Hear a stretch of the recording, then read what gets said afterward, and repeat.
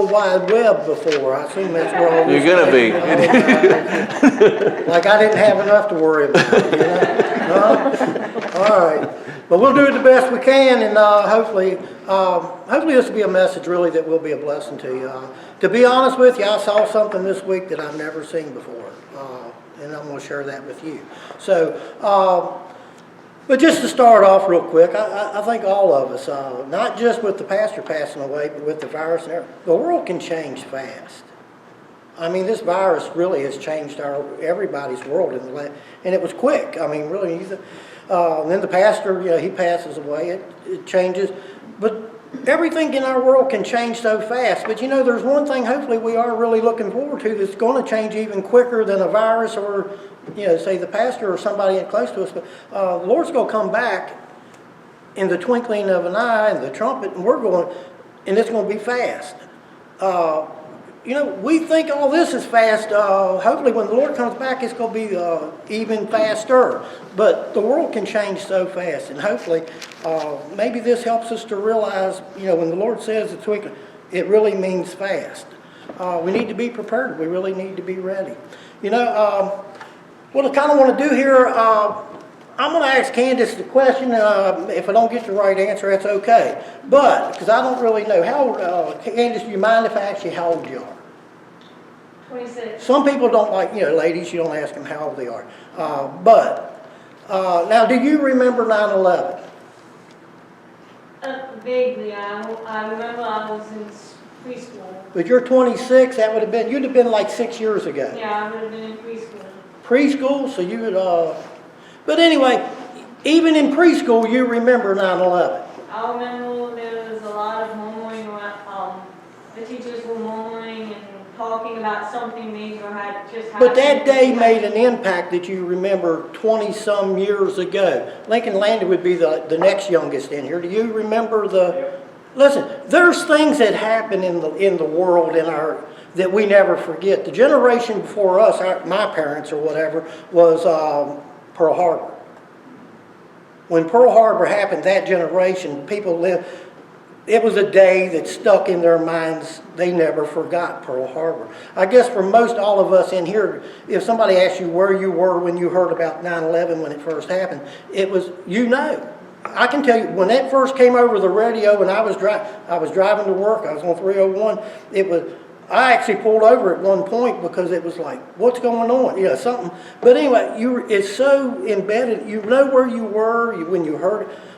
Listen, there's an event that happened in the Bible that had that. It was a 9/11 moment for the people that lived it.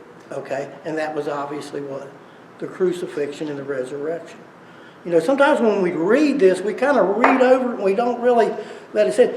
If you were alive, if you lived during that 3-day span, you never forgot it. It was that dramatic. It was sealed in their minds and in their lives. They never forgot it. All right, but anyway, before we start, and if you want to, just save a minute for you. You can turn to Mark chapter 15. That's where we're going to start here in a minute. But what I want to look at here is this. We are going to look at the fact that in Moses, we had the Old Testament established. Now, when Moses was called by God, God called him through a burning bush, a miraculous event. Okay, and God called Moses to be his servant that he would use. From that, then, he went on and he gave him the rod. And in that rod, he had the power, he could cast it down. He held it up to part the Red Sea. So we had the rod of Moses. We had the 10 plagues.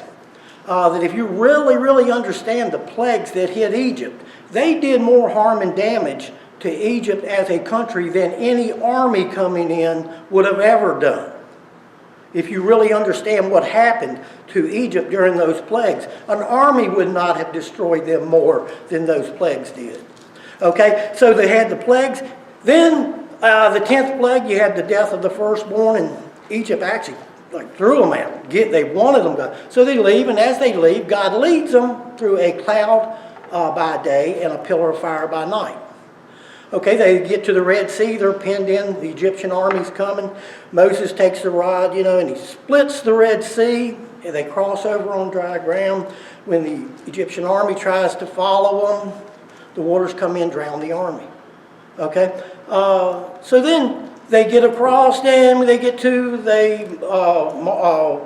they're running out of water, they're out. So they get to Mara, when they get to the Lake of Mara there, the water, it's polluted, it's dirty, they can't drink it. God then tells Moses to cast the bush in and cleans the water. Miraculous, now they have water. They have run out of food, God provides them with what? Manna.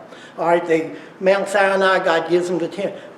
Having seen, did God establish the Old Testament? Yes. Did everyone believe? No. How you could go through the Red Sea, how you could see manna on the ground every morning, and there's more, but how you could see all of that and not believe is amazing to me. But did many see and live through all of that and still? Yeah. When Moses was up on Mount Sinai, what were they doing down in the valley? Aaron had made a golden calf, and they're already turning from the Lord. How much more could God do? But did God establish? And listen, we say how much more? Some turned. But did all turn? No. Listen, many stayed with Moses and with God and were faithful. But listen, the thing was, God established the Mosaic covenant and Moses as the leader. There was no doubt about that. If you lived in that time, might not have liked it. You might not have wanted it to be, like maybe I just don't like Moses, whatever. But the thing is, God chose Moses, and it was obvious. And God made it true. All right. He established the Mosaic, the Old Covenant. There was no doubt in anybody's mind. From that time forward, everybody could look back. They knew that God did that. All right, so then we're going to fast forward 2,000 years roughly, and we're going to come to the New Testament, when Jesus Christ now is going to establish a new covenant and a New Testament through his death, burial, and resurrection. Okay, and this is going to be, like I said earlier, one of those 9/11 moments. Now, Jesus has already been on the earth for approximately 33 years. He started his earthly ministry when he was about 30. And now he's about 3 years later, he has come to the point where really he's at the end of what he came to do. And make no mistake, he came for this end. This was when he was born 33 years earlier, he was born for this purpose, and he knows it.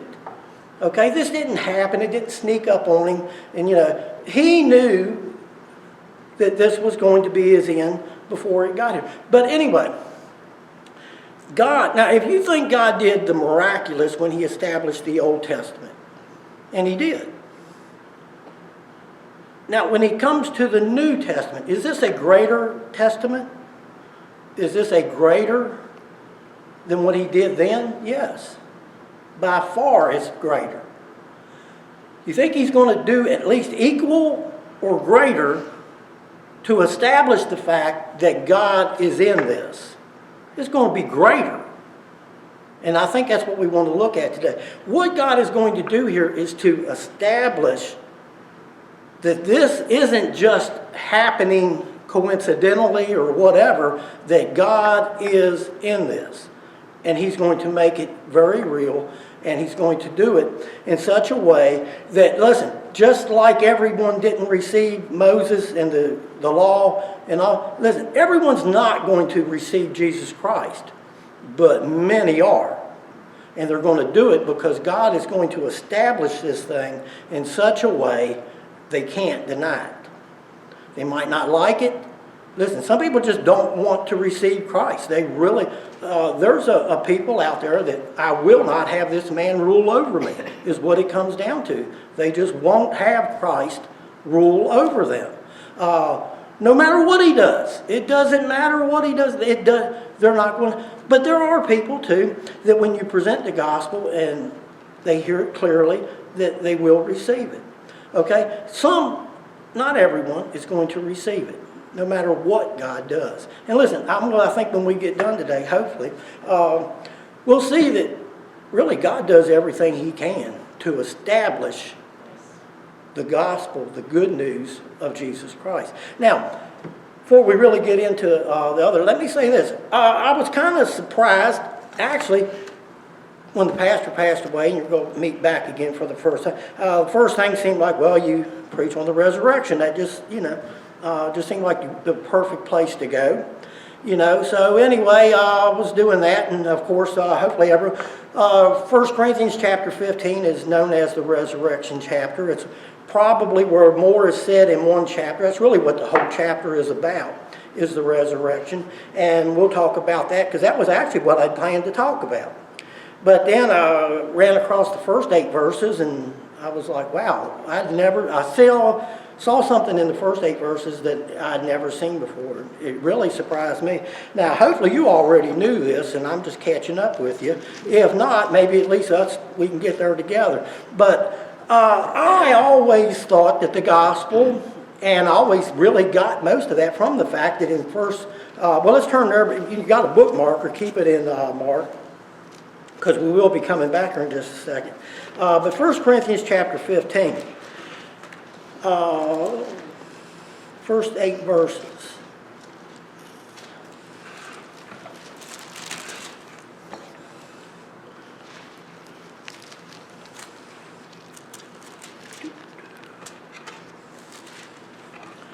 All right, it says, moreover, brethren, I declare unto you the gospel which I preached unto you, which also you have received, and wherein you stand, by which also you are saved, if you keep in memory what I preached unto you, unless you have believed in vain. For I delivered unto you first of all that which also I received, how that Christ died for our sins according to the Scriptures, that he was buried, that he rose again the 3rd day according to the Scriptures, and that he was seen of Cephas, then of the 12. And after that he was seen of above 500 brethren at once, of whom the greater part remain unto this present.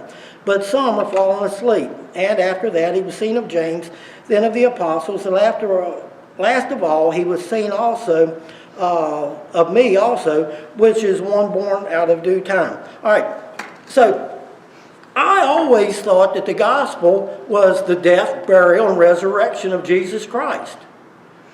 That those 3 things were the gospel. And that it's clearly written here that, the death, the burial, and when I was reading this, I never saw this before, and it was just amazing to me after I saw it. But if you look in verse 15, I didn't flip the page on myself. Okay. In verse 4, it says, and that he was buried, and that he rose again the 3rd day, according to the Scriptures. There's a little 3-letter word. It says, and he was seen of Cephas. And means that there's actually another part, doesn't it? It's not just the death, the burial, and the resurrection that is the gospel.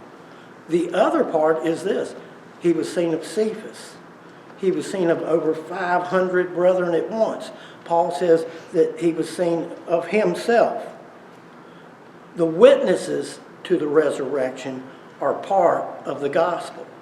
And we're going to hopefully maybe see that here in a minute. Now, what I want to look at real quick here, I'm not going to worry about the time. I think me and Joe were just talking just a few minutes ago. Sometimes knowing how to time stuff, you try to keep this thing like a half hour. We're not used to it, so bear with us. But, we're not going to have church this evening because of the snow, so I'm just not going to worry about the time. Okay, now I don't think we're going to be here for no hour and a half or nothing like that, but I'm really just not, I'm just going to kind of go with it and let it go and not worry about the time, okay? And I don't think we'll be real long, but you can just drag something out too long, but hopefully we'll just go. But I'm going to just try to say what needs to be said, not drag it out, but not worry about it too. So what we're going to look at is, we'll start with Mark. If you marked it earlier when I said to you, Mark chapter 15, we want to look at 2 verses. And we'll take them out of order. because it doesn't really matter. But let's just go ahead and do them in order. Verse 8 says, Mark chapter 15, verse 8, and it says, the multitude crying aloud again to desire him to do as he had ever done. And Pilate answered them, saying, will ye that I release unto you the King of the Jews? And anyway, let's drop then down to verse 25. In verse 25, and it was the third hour, and they crucified him. All right, so what we want to look at here in these two verses, but we're going to do them backwards. Jesus here is crucified on the third hour. Now, their clock and our clocks were different. The third hour here means 9 o'clock in the morning. Okay? Now, most of us, 9 o'clock is kind of early. It's not real early, but obviously 9 o'clock is pretty early in the morning. Now, if you have to get to work by 6 or something like that, maybe. But generally, to get a lot done around your house, 9 o'clock is kind of an early hour. So Jesus is going to be crucified by 9 o'clock. What that means is, and most of us know all this, so I'm not going to read it. I'm just going to kind of go over it because I think we all already know it anyway. That means that Jesus, after midnight, is going to be arrested in the Garden of Gethsemane.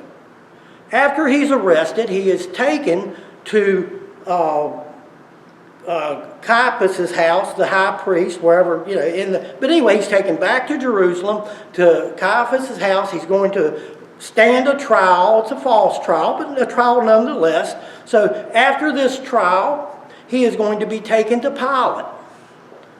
When he's taken to Pilate, Pilate examines him. He finds nothing. There's no reason for him to be there, and especially they're demanding that he crucify Jesus. Reason was, you're under Roman occupation, and it's against the law for the Jews to kill someone under Roman occupation, so they have to put, but fits the biblical prophecies, the fact that the Christ would be crucified. But nevertheless, they go to Pilate. There's no reason. He won't condemn Jesus. There's no reason. So he gets the idea, we like to pass the buck and move. Pilate's like, you know what? Send him to Herod. So they leave Pilate's judgment hall. They take him to Herod at the king. All right, he goes over. Herod's like trying to talk to him Jesus won't even talk to him. Won't acknowledge him at all. So as he's doing all that, Herod kind of gets fed up with him, obviously, sends him back to Pilate. They take him back to Pilate. When he gets back to Pilate, Pilate's like, listen, there's no reason for me to condemn him to death. And what that means is to give him to death is to crucify him. Pilate's like, he's done nothing. But we'll scourge him. That'll make everybody happy. And then we can let him go. Now look, if they got to scourge me, the scourging in itself is horrifically horrible. If you understand, I think we all understand. The fact that he was scourged with a cat of nine tails is just horrible, almost as bad as the crucifixion. All right, so to appease the Jews, or at least he thought it would, he had Jesus scourged. So then they come back after the scourging, and Jesus is probably standing beside Pilate, and he's like, listen, look, we've scourged him. This ought to be. No, it wasn't good enough. All right, so they have a custom. At the Passover, Pilate would always release a prisoner. All right, so after this prisoner, they bring out Barabbas, who's guilty of insurrection, which is murder. Okay, so he's brought out, and the people then scream, "Give us Barabbas!" Jesus ends up being then rejected. Barabbas is set free, and they scream, what? Crucify him. And Pilate says, well, what should I do with your king? Crucify him. All right, but what we want to look at, is that a lot to happen by 9 o'clock in the morning? Yes. I mean, think about it. Well, I actually left out one thing. I got a little bit quicker. All right, now, Jesus has to, what? After he is condemned, he has to drag or carry his cross from that point to Golgotha, which is outside of the city, okay? Just to be fair, I'm sure it was at least an hour's drag, because it's outside the city, and I don't think it's like 5 feet off the gate just so they could say, it's outside the city. It's a good drag. In fact, Jesus is so beat up at this point, he can't even carry his cross. Okay? So he's crucified at 9. So that means all these things happened. And he's carried and drug his cross to the place of crucifixion by 9 o'clock. Is that a lot to happen by 9 o'clock in the morning? This thing is moving, and it's moving fast, isn't it? All right? So as it's moving so fast, you got to think about this. And this is, I think, maybe what we don't get sometimes. The atmosphere. If you remember, just 5 days before, we have what we call Palm Sunday. When Jesus came into Jerusalem riding on a donkey, and they're waving the palm branches and putting them before him, doing all that. What were they doing? They were welcoming him as their king. And listen, this wasn't a minor little turnout. This wasn't one of those, a few people really like Jesus. And the city turned out. And the city is welcoming him as their king. And listen, it was so big, and so the leaders of the Pharisees and the leaders of the church were worried. Listen, we've got to do something. The people are like, we've got to do something. The people are just crazy. They're going after this guy like he really is God. Like he is the Messiah. So that's when they set in motion everything, the trial and all that. But how fickle are people? Sunday, they're welcoming him as their king. The city is turned out. 5 days later, they're ready to what? Crucify him. Now, I think this is interesting. That's why we read it in verse 8. It says that when they were brought out Barabbas, and then they have Jesus, and a multitude turned out in this square or judgment hall or whatever. And this is early in the morning, isn't it?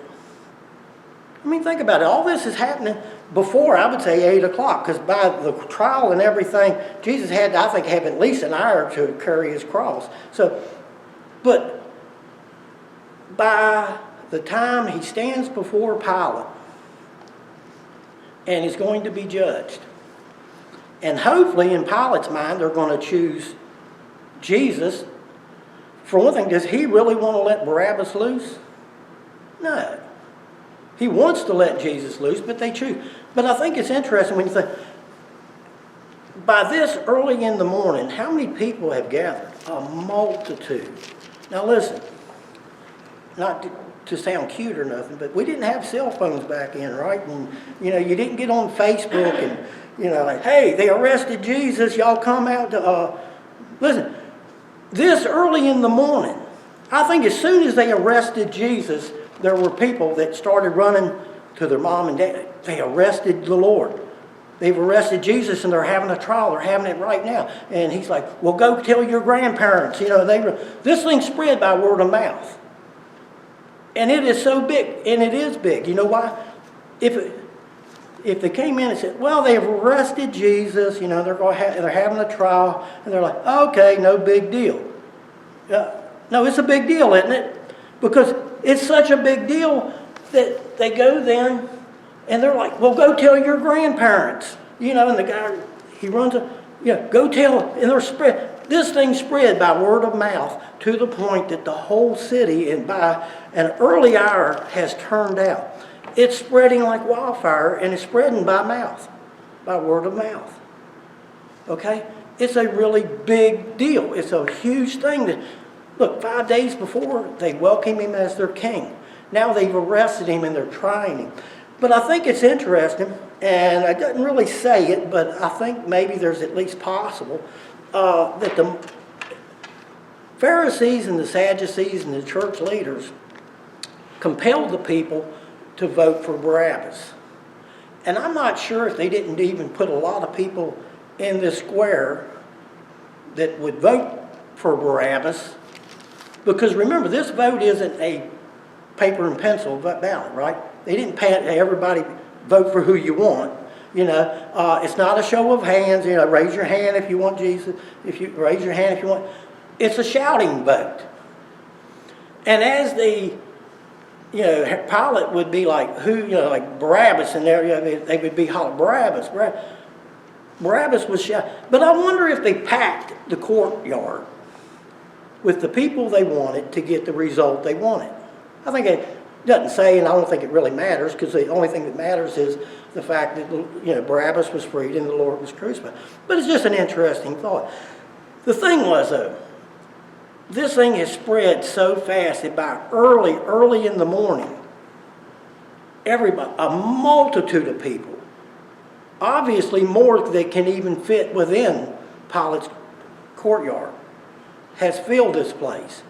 The city's buzzing, in other words, right? You think anybody's talking about anything else? I don't think anybody's like, did you see the sun come up this morning? Wasn't that the moon? Nobody's thinking about anything except they've arrested Jesus. They've tried him. They found him. Listen, this thing is going fast, and nobody's talking about anything else. Okay? This is what's going on. All right, so we see then that Jesus then has his triumphal entry. He has this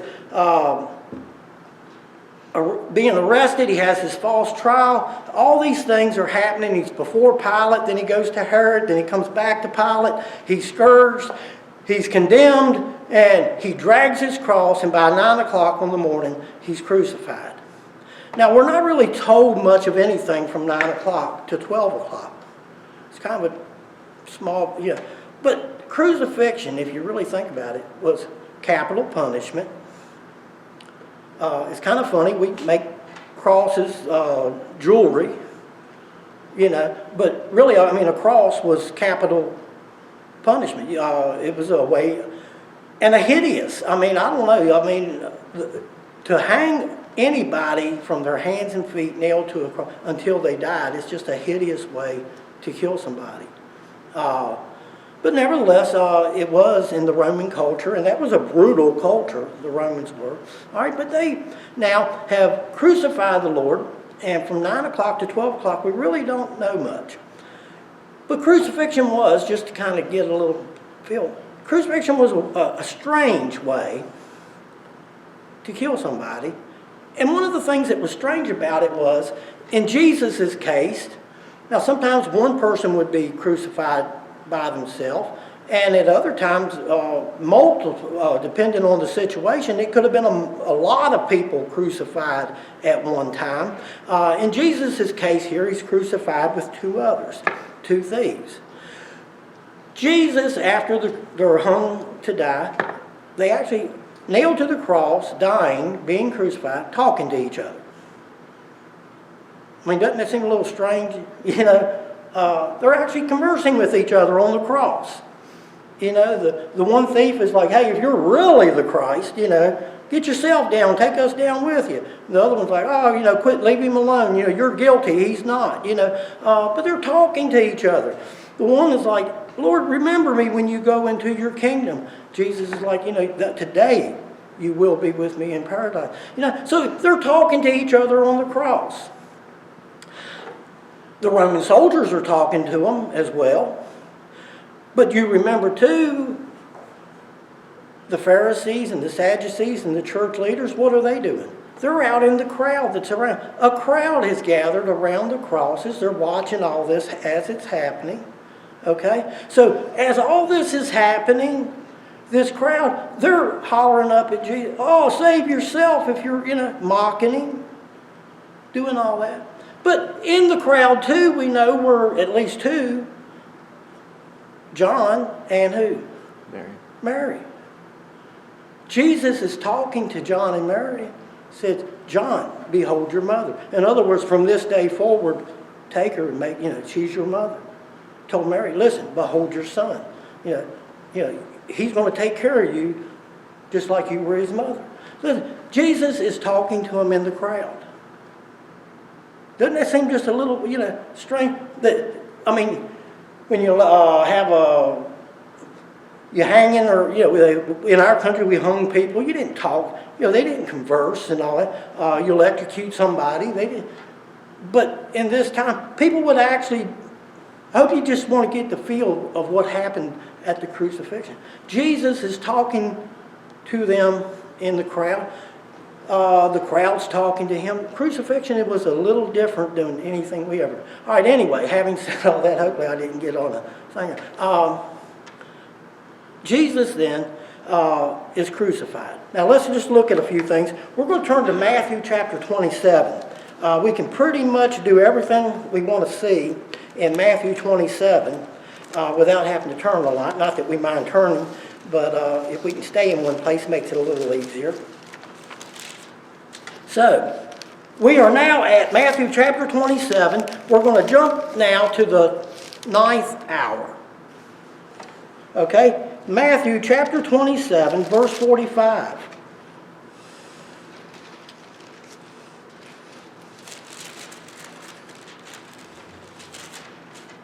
47:45. All right. And we're going to jump now from the 3rd hour, 9 o'clock in the morning, and we're going to pick it up at the 6th hour, which is noon. Now, from the 6th hour, there was a darkness over all the land unto the 9th hour. And about the 9th hour, Jesus cried with a loud voice, saying, Eli, Eli, lama sabachthani. That is to say, my God, why hast thou forsaken me? Some of them that stood there, when they heard this, they said, This man calleth for Elias. And straightway one of them ran and took a sponge and filled it with vinegar, and he put it on a reed, and he gave it to him to drink. And the rest said, Let be, let us see whether Elias will come to save him. Jesus, when he had cried again with a loud voice, yielded up the ghost. All right, so we see here that Jesus clearly died on the cross. All right, now we're going to come back. Let's just go ahead and look at 50 and 54. It says, When Jesus had cried with a loud voice and yielded up the ghost, and behold, the veil of the temple was rent in twain from the top to the bottom. And the earth did quake, and the rocks rent, and the graves were opened, and many bodies of the saints which slept arose. And they came out of the graves after the resurrection, and went into the holy city, and appeared unto many. Now when the centurion and they that were with him, watching Jesus, saw the earthquake, and those things that were done, they feared greatly, saying, Truly, this was the Son of God. Now, what we have is this. At the 9th hour, noon, an eerie darkness filled the land. Now, I've seen some really big thunderstorms, and I'm sure most everyone in here has. Probably the worst. I know I was coming up 66 and was right getting close to getting off where you turn off to get into Front Royal. And, I was heading into a storm, that was black. The blackest storm I've ever seen. And I know I can see I'm driving into it, and it was just like eerie.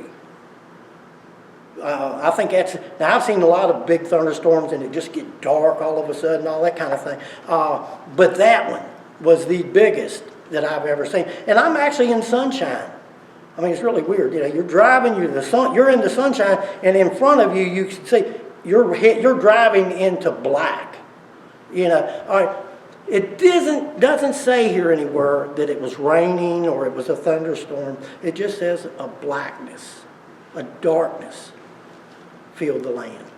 And listen, most thunderstorms, if they last a half hour, it's a pretty long thunderstorm, isn't it? For a thunderstorm, really, a big thunderstorm to last a half hour. But do thunderstorms last 3 hours? No, not generally. A storm that's set in, but not a thunderstorm. Okay? So this isn't, I don't think, a thunderstorm. It doesn't say anything here about rain. It just says that at noon, this darkness, this eerie, I think it doesn't say eerie, but I think I can throw that word in there and it's okay. This eerie darkness fills the land. And for 3 hours, It's dark. And this isn't normal. This isn't natural. But what's going on while this darkness is filling the land? Jesus is hanging on the cross. Are the people mind? Listen, do they know? Listen, they crucified him in the morning. Noon, it's getting black and dark. Would you be a little like, whoa? Wouldn't that bother you? It would bother me. You know? So here's this eerie darkness lasts for 3 hours. All right, after 3 more hours, at say 3 o'clock, the Lord passed away. You know, he bowed his head, said it was finished, committed his soul to God, and died. Then what happened? An earthquake. And it says the rock split. You know why I think it says that? It wants us to know that this was an earthquake. Now, I don't know how many of you remember, I don't know how long ago it was. Y'all remember, oh, what was it, maybe 5 or 6 years ago we had that earthquake? Me and Patty, I do remember, because that's the only earthquake I actually remember in my whole life. So I was like, wow. And I was like, wow, it's an earthquake. You know? But it wasn't trembling so bad and the house falling on, you know, that would have been like, oh, you know, that's a whole different deal. It was just a little shaking, and we were on the back deck there, and we were like, what's that? You know, and it's an earthquake. Wow, that's neat, you know. But it was a little earthquake. Listen, this wasn't a little earthquake, because it says the rocks rent. You know what that means? The rocks were splitting. Listen, this earthquake was big enough. It wasn't one of those where people are standing around. Did you feel that? What was that? I think it was, well, I don't think it was an earthquake. Yeah, I think it was. No, it wasn't. It was an earthquake. Everybody knows it's an earthquake. Listen, this thing is so big that the what? Rocks are splitting. Okay? So there's an earthquake. When Jesus died on the cross, the earthquake, and listen, it splits the rocks. It's so big. The veil of the temple is split. Okay? The centurion that was at the crucifixion said what? Truly, surely, this was or is the Son of God. Listen, this darkness that hung over there for the last 3 hours, and then when he dies, this earthquake and this darkness. Listen, there's no doubt. The centurion, the Roman, says, listen, surely this was the Son of God. Okay, so no doubt in anybody's mind. What does that mean? It's snowing. I didn't even know it's snowing. Oh, I'm going to have to go quicker. All right, because it is snowing. We do have to maybe try. And it's 12 o'clock. Boy, Time just... Huh? Time goes. All right. Let me go real quick. I don't think I have to drag it out. But I think I can just kind of give you the whole thing and do it. Anyway, Jesus now is dead. There's no question in anybody's mind he's dead. Okay? All right. So let's just turn chapter 17 real quick. Or 27, I'm sorry. 27. The next one is 57 to 60. It says this, when evening was come, there came a rich man of Arimathea named Joseph, who also himself was Jesus' disciple. He went to Pilate, he begged the body of Jesus, and Pilate commanded the body to be delivered. And when Joseph had taken the body, he wrapped it in a clean cloth. He laid it in his own tomb, which he had hewn out of the rock, and he rolled a great stone to the door of the sepulchre and departed. And there was Mary Magdalene and the other Mary sitting over against the sepulchre. So, what we see here is this. Jesus, we know, is clearly died. All right? Now, it's clearly no problem for anybody to realize Jesus has been buried. He was buried in Joseph of Arimathea's tomb. Listen, no doubt some of the disciples, we don't know who took him down from the cross, who buried him, but he's taken down, he's buried into the tomb. Okay? So, the two parts are settled, aren't they? I mean, there's no doubt in anybody's mind that Jesus has been crucified. Even secular, if you don't want to just take the Bible, listen, Jesus is very much an established person who lived.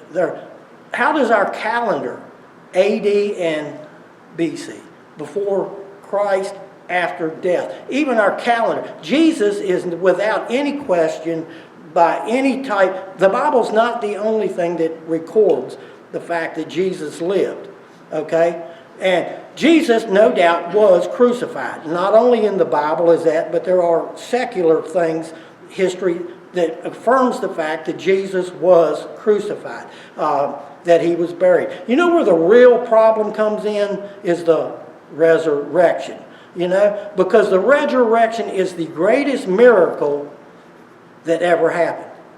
Now, you can say, what do you think? Splitting the Red Sea was a big miracle. You know, feeding 5,000 people with 2 little fishes and 3, that was a big, you can pick a lot of great big miracles, but the greatest miracle that ever took place was Jesus Christ rising from the dead, without any question. Okay? Now, I'm going to have to go real quick, so we're going to pick it up just a little bit. What we're going to look at is Mark chapter 16. Patty said, she don't believe me. She don't believe me. I'm going to pick it up. I am. All right. Mark chapter 16, verses 9 through 14. Says, and he that cometh, let's see. Yeah. All right. He that believeth and is baptized, okay, I'm not in the right place, and that's not good because I'm the one that wrote this. I think it's supposed to be, no, okay, I got it now. Now I'm on the World Wide Web stumbling around, ain't this all? All right. All right, verse 9. When Jesus was risen early in the first day of the week, he appeared first to Mary Magdalene, out of whom he had cast 7 devils. And she went and told them that had been with him, as they mourned and wept. And they, when they heard that he was alive and had been seen of her, believed what? Not. All right, so turn to Luke chapter 24. Luke chapter 24, verse 36.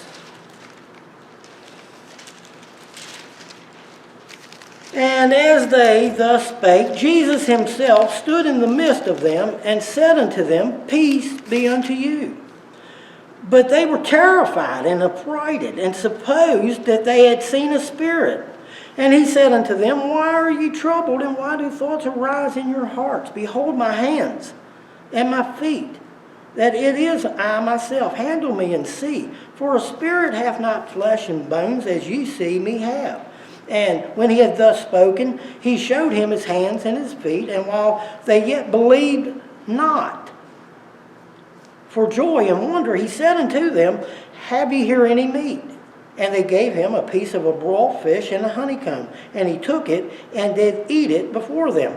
All right, he took the fish and to prove that he was alive, that he's human. Okay, so the next one is John chapter 20. John chapter 20, verse 24 to 29.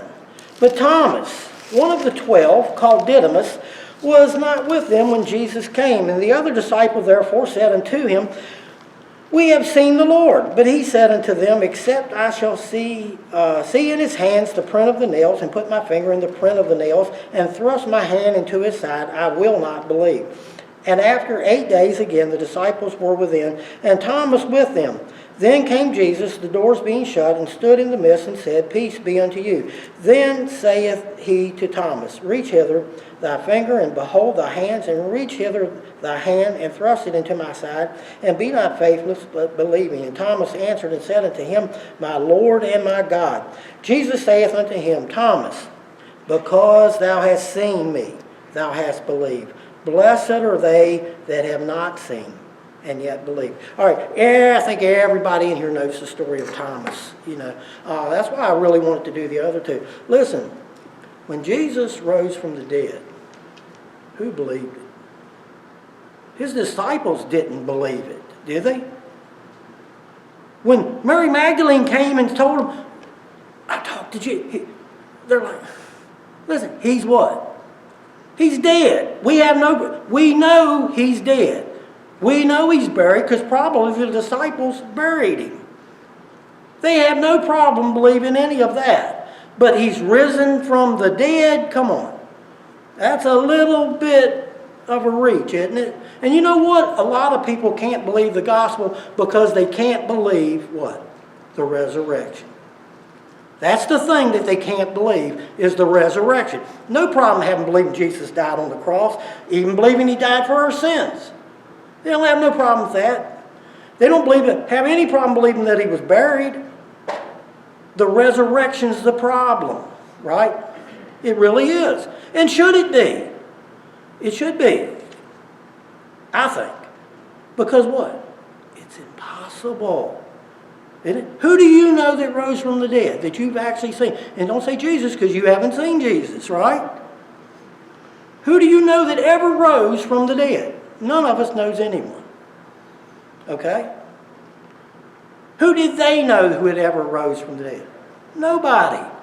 Listen, we don't need to be hard on them, because if we would have been there and one of the disciples, guess who else wouldn't have believed? We'd have been in that group. You know? All right. That's where the fourth part of the gospel came in. And I don't know whether to pick this up next. I might pick it up next time. I hate to just fly through it so fast that we just, okay, we got, but it is snowing, and I mean, we've got to be practical again. If it's okay with you, we'll just finish it next time. Okay? All right. Hopefully, didn't bore you too bad, and we kept you going. But it is hugely important that we understand, I think. And that's why I really don't want to fly through it so fast that we maybe don't really get it. Because there are some good things, I think. We don't need to think that we wouldn't have. Listen, the disciples didn't even believe.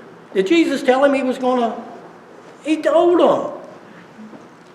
I mean, even the Lord told him. But when he was dead, when he was crucified, he just, look, they couldn't believe the resurrection. And it wasn't just Thomas. Sometimes we get Thomas, doubting Thomas and all. It was all of them. Okay? But we don't want to fly through it to where we just have to maybe chop it up. We'll try to finish it next time. Okay? All right.